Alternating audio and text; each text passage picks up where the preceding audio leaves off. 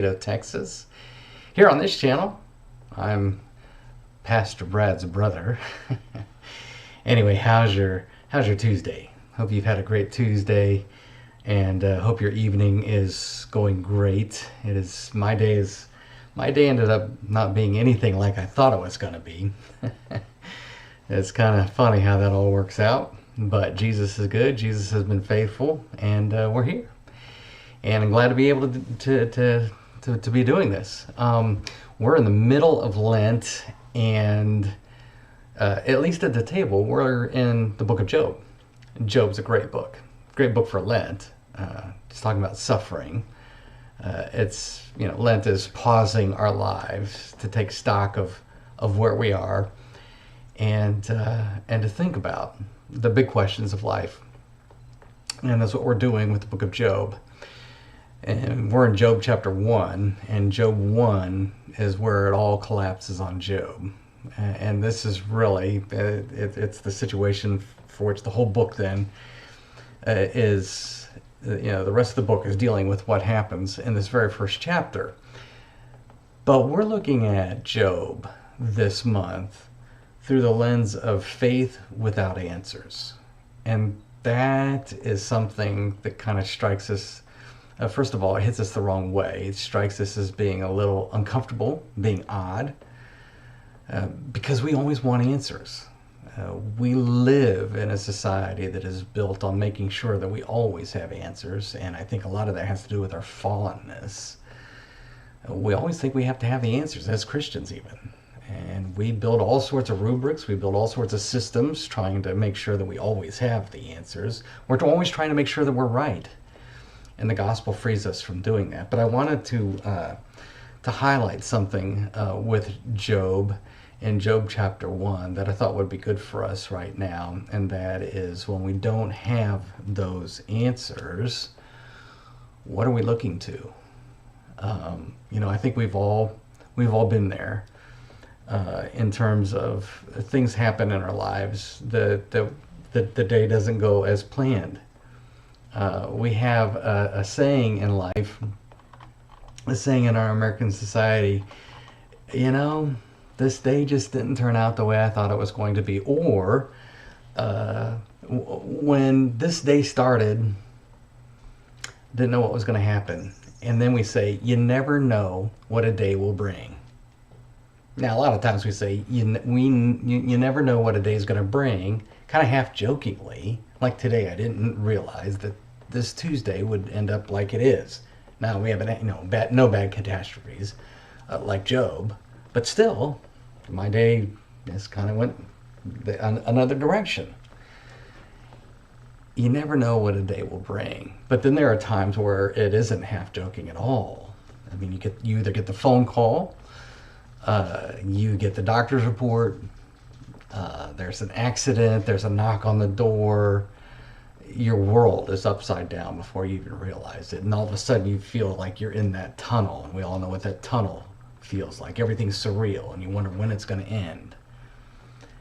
And Job chapter 1, verses 13 through 22, that's exactly what happens to Job. You never know what a day will bring. Well, yeah, in a matter of moments, his whole life gets upended. 4 different messengers show up, and they all have bad news. It's the anti-gospel. It's bad news. They are messengers, and they are not delivering good news, but bad news. You never know what a day will bring. And for Job, he ends up losing he doesn't just lose his possessions, he loses his entire family. And that is what collapses his whole world. And the rest of the book of Job is looking for answers in the midst of a horrific situation. He even loses his health. That's in Job chapter 2. That's coming. In Job chapter 1, he's lost everything. He's lost all his children. We want to know, where's grace? Where is grace when we need it? It seems like in those moments, grace goes missing. Not only is the day not going like we wanted it to, you never know what a day is going to bring. We end up thinking you never know when grace is going to go missing. Then if we dwell on that too long, we wonder if we ever had grace. I mean, you can spin yourself in all sorts of bad thoughts. You never know what a day will bring. But you know what the day does bring? In the midst of those things that happen that we weren't expecting, even when life is appended, that day, because that day is owned by Jesus, that day brings more grace. It does. It does. We may not obviously see it in the moment, and certainly there's sometimes we don't want to hear it in the moment. But Jesus is always delivering more grace. He's always showing up in the midst of the mess. He can show up either in the comfort that he provides in the moment or the people that he provides in the moment. He's always using his people to bring grace. And Job says, naked I came into the world, naked I'm going to go out. But then he says this, blessed be the name of the Lord. He leans into the only thing that he knows, the only thing he has left. The only thing he has left is grace. Grace with a capital G, because grace is personified. Grace is a person. It's in that name. Blessed be the name of the Lord. Yeah, grace has a face. And that face is the face of Jesus.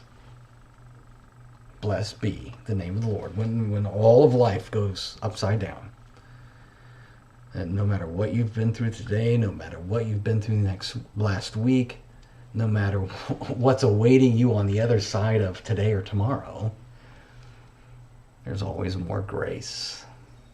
There's always more grace. Romans 5:20.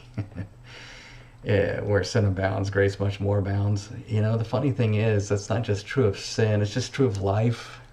It's true of sin. Paul's making a point there. But grace is always abounding. Grace is always abounding for all of us. It's unbelievable. Grace, God's unmerited favor. I know that's a cliche thing that we say, but it is true. That is what grace is. Grace is God's favor to us when we don't deserve it. When we don't deserve it at all. He gives us what we don't deserve. And he does it over and over and over again. Grace is never God standing at a distance. Grace is never God pointing his finger at you. Grace, by the way, is not God saying, well, you need to try harder, or, well, these are consequences. That's not grace at all. That is all law. That's not grace. Grace is God who has a face, who has a name. His name is Jesus. And Jesus is saying, I have you. I'm here with you, and I have you. He's saying that to Job in the moment. He says that to us in our moments when life turns upside down and there are no answers. Yeah, faith without answers.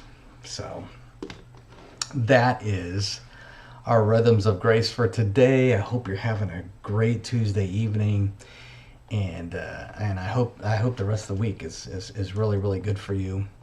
And